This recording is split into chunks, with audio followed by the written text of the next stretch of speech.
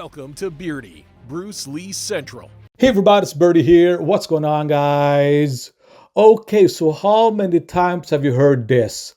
Bruce Lee was just 140 pounds, 150 pounds. He was a lightweight. He could not have fought against a heavyweight. He would lose against a heavyweight. There's a big weight discrepancy between a lightweight and the heavyweight, and Bruce Lee could not cope with a heavyweight. How many times have you heard that argument? And I've always said that size does not matter, okay? The fighter is what matters. Bruce Lee could take on any weight class out there, okay? A middleweight, a lightweight, a heavyweight, even a super heavyweight. It does not matter. And you know what? Mike Tyson agrees with me, okay? I managed to find this old clip from a VHS that I recently restored, where Mike Tyson is talking about exactly this, about sizes in boxing, and that a knockout puncher does not have to be a heavyweight, okay? Size does not matter, and Mike Tyson agrees with us, okay? So here, take a look at what Mike Tyson said about Bruce Lee and about heavyweights. Bruce Lee would be no match for me. Bruce Lee is 132 pounds.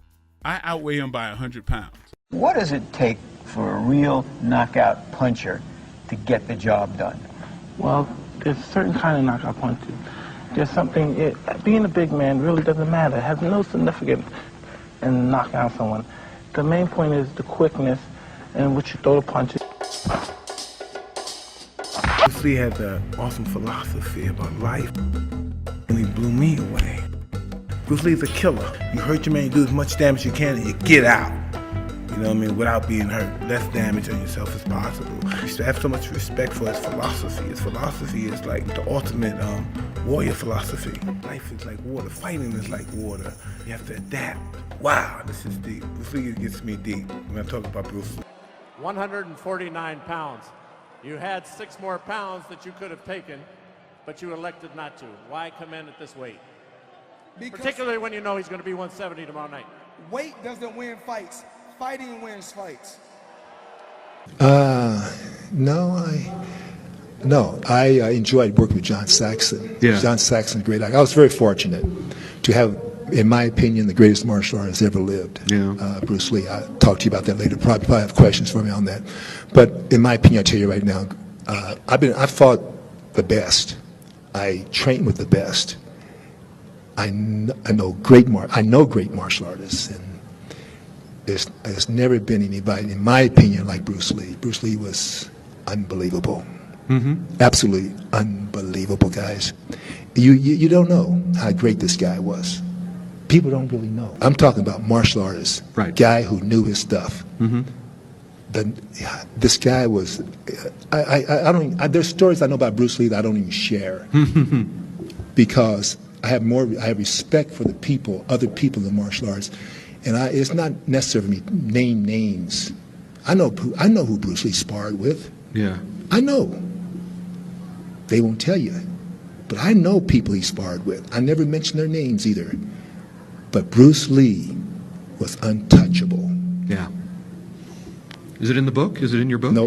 I I mention this, but I never tell the names. Can I get everybody to swear to secrecy? Can you say one name? No. Can you mix them up? Can you have a jumble of a name? I have too much respect. I have too much respect. Can I guess? No, you probably could guess. Yeah, I probably could.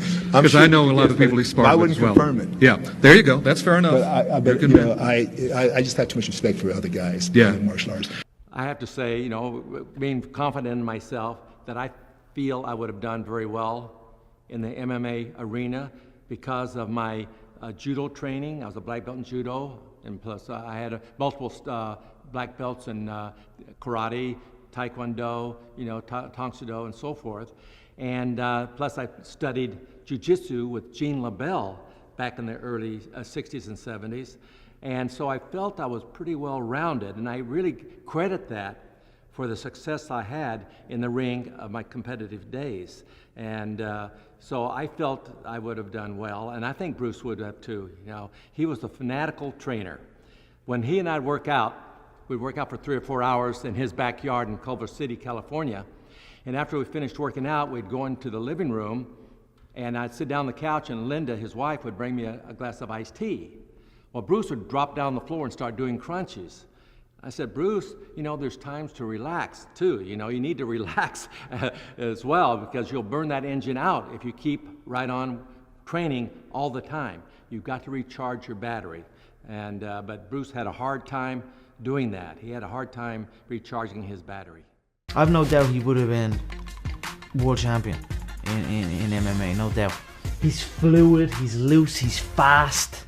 His movement is fluid, it's efficient, it's functional. So many guys are addicted to strength and conditioning and just get bulked up and stiff and slow, and Bruce was free. His body was nimble. You ask any fighter out there growing up who their inspiration was, everybody says Bruce Lee. You know, it just makes you feel powerless because no one's going to be like Bruce Lee. I mean, the things us martial arts draw from today, he came up with a lot of that stuff. Like, where do you come up with this stuff?